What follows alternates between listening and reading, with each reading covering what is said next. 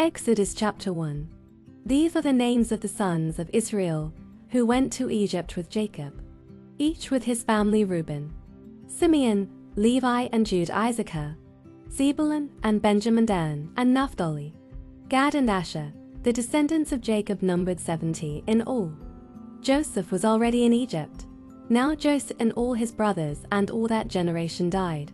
But the Israelites were exceedingly fruitful. They multiplied greatly, increased in numbers, and became so numerous that the land was filled with them. Then a new king, to whom Joseph meant nothing, came to power in Egypt. Look, he said to his people, the Israelites have become far too numerous for us. Come, we must deal shrewdly with them, or they will become even more numerous, and if war breaks out, we'll join our enemies, fight against us, and leave the country. So they put slave masters over them to oppress them with forced labor.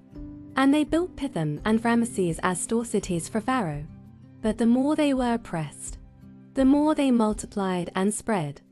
So the Egyptians came to dread the Israelites and worked them ruthlessly. They made their lives bitter with harsh labor in brick and mortar, and with all kinds of work in the fields. In all their harsh labor the Egyptians worked them ruthlessly. The king of Egypt said to the Hebrew midwives, whose names were Shiphrah and Puah, when you are helping the Hebrew women during childbirth on the delivery stool, if you see that the baby is a boy, kill him, but if it is a girl, let her live. The midwives, however, feared God and did not do what the king of Egypt had told them to do. They let the boys live. Then the king of Egypt summoned the midwives and asked them, why have you done this? Why have you let the boys live? The midwives answered Pharaoh, Hebrew women are not like Egyptian women. They are vigorous and give birth before the midwives arrive. So God was kind to the midwives, and the people increased and became even more numerous. And because the midwives feared God, he gave them families of their own. Then Pharaoh gave this order to all his people, every Hebrew boy that is born you must throw into the Nile, but let every girl live. Exodus chapter 2.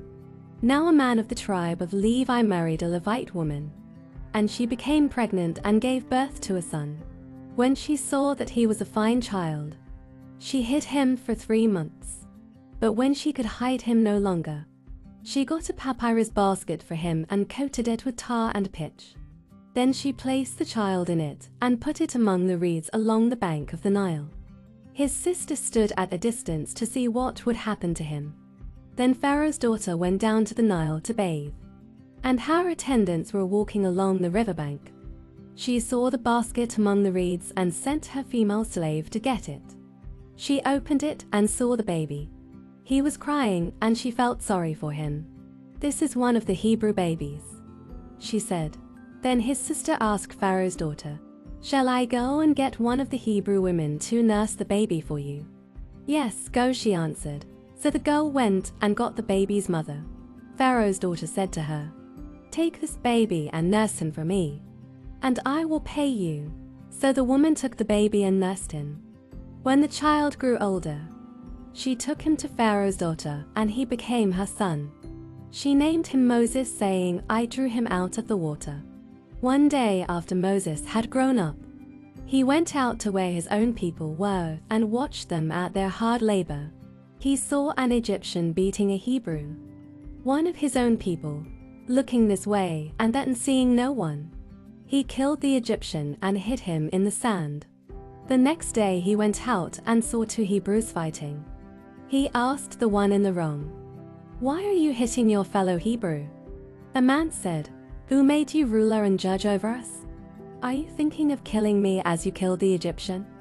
Then Moses was afraid and thought, what I did must have become known. When Pharaoh heard of this, he tried to kill Moses, but Moses fled from Pharaoh and went to live in Midian, where he sat down by a well. Now a priest of Midian had 7 daughters, and they came to draw water and fill the troughs to water their father's flock.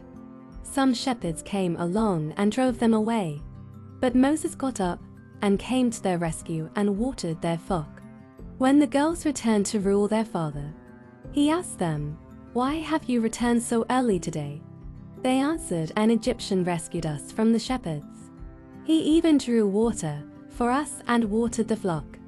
And where is he? Reuel asked his daughters. Why did you leave him? Invite him to have something to eat.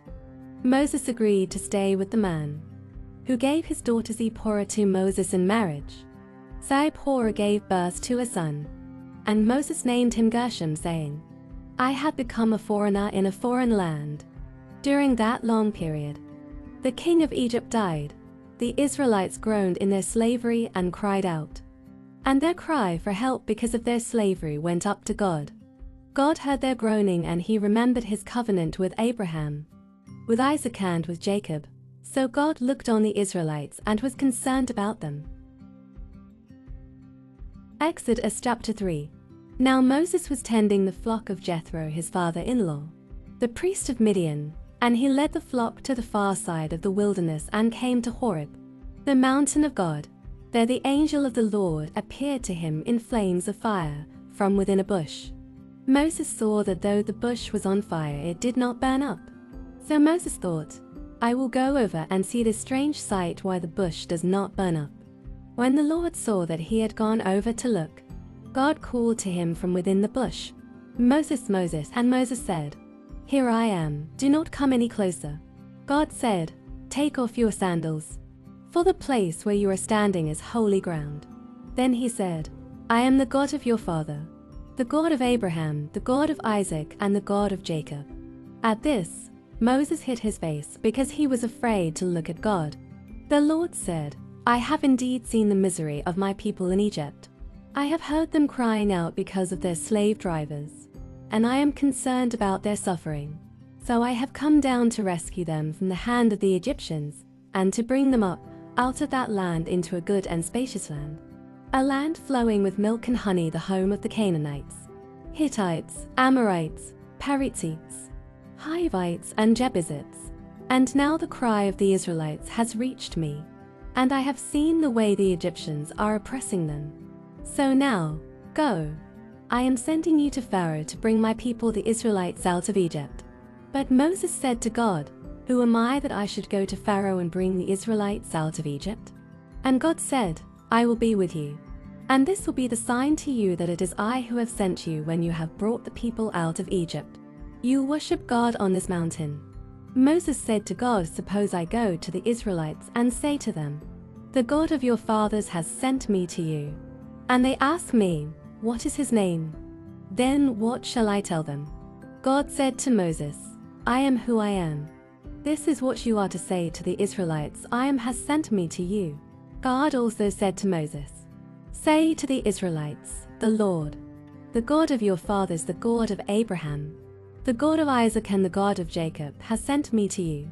This is my name forever, the name you shall call me from generation to generation. Go, assemble the elders of Israel, and say to them, The Lord, the God of your fathers, the God of Abraham, Isaac, and Jacob, appeared to me and said, I have watched over you and have seen what has been done to you in Egypt. And I have promised to bring you up out of your misery in Egypt into the land of the Canaanites, Hittites, Amorites, Perizzites, Hivites, and Jebusites, and flowing with milk and honey. The elders of Israel will listen to you. Then you and the elders are to go to the king of Egypt and say to him, The Lord, the God of the Hebrews, has met with us. Let us take a 3-day journey into the wilderness to offer sacrifices to the Lord our God. But I know that the king of Egypt will not let you go unless a mighty hand compels him. So I will stretch out my hand and strike the Egyptians with all the wonders that I will perform among them. After that he will let you go. And I will make the Egyptians favorably disposed toward this people, so that when you leave you will not go empty-handed. Every woman is to ask her neighbor and any woman living in her house for articles of silver and gold and for clothing, which you will put on your sons and daughters, and so you will plunder the Egyptians. Matthew chapter 15, verse 21 to 39. Leaving that place, Jesus withdrew to the region of Tyre and Sidon. A Canaanite woman from that vicinity came to him, crying out, Lord, Son of David, have mercy on me. My daughter is demon-possessed and suffering terribly. Jesus did not answer a word.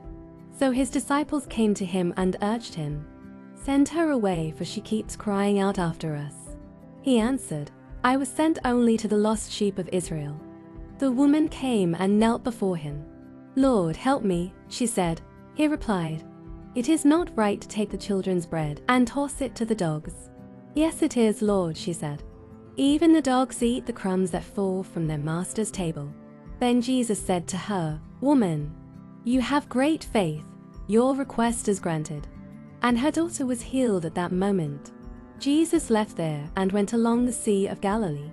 Then he went up on a mountainside and sat down. Great crowds came to him, bringing the lame, the blind, the crippled, the mute, and many others, and laid them at his feet, and he healed them. The people were amazed when they saw the mute speaking, the crippled made well, the lame walking, and the blind seeing, and they praised the God of Israel. Jesus called his disciples to him and said, "I have compassion for these people. They have already been with me 3 days and have nothing to eat. I do not want to send them away hungry, or they may collapse on the way." His disciples answered, "Where could we get enough bread in this remote place to feed such a crowd? How many loaves do you have?" Jesus asked. 7, they replied. "And a few small fish." He told the crowd to sit down on the ground. Then he took the 7 loaves and the fish, and when he had given thanks, he broke them and gave them to the disciples, and they in turn to the people. They all ate and were satisfied. Afterward, the disciples picked up 7 basketfuls of broken pieces that were left over. The number of those who ate was 4,000 men, besides women and children. After Jesus had sent the crowd away, he got into the boat and went to the vicinity of Magadan.